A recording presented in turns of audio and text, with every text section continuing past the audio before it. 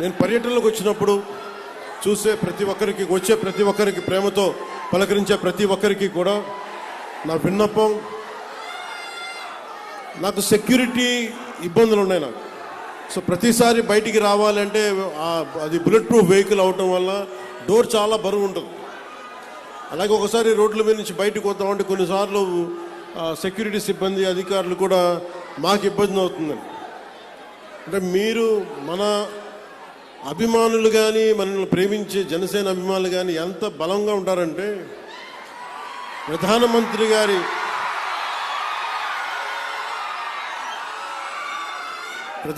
గారి SPG group కూడా, ప్రధానమంత్రి భద్రతా వ్యవహారాలని పర్యవేక్షించే ఎస్పీజీ వాళ్ళు కూడా నాకేం చెప్తారంటే,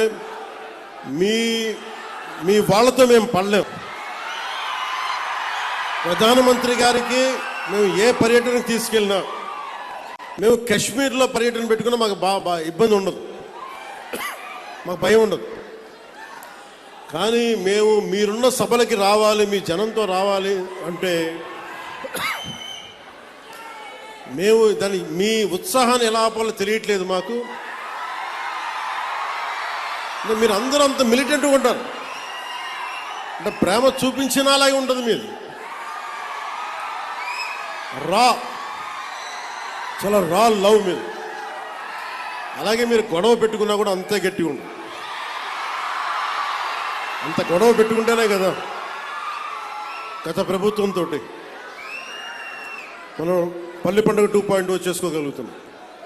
కానీ మీరే లేకపోతే, మీ ఉత్సాహమే లేకపోతే, మీ తెగింపే లేకపోతే ఈరోజు కుటుంబ ప్రభుత్వం ఈ పరిస్థితులు అయితే ఉండేది కాదు. గంటాపదంగా చెప్తున్నాను.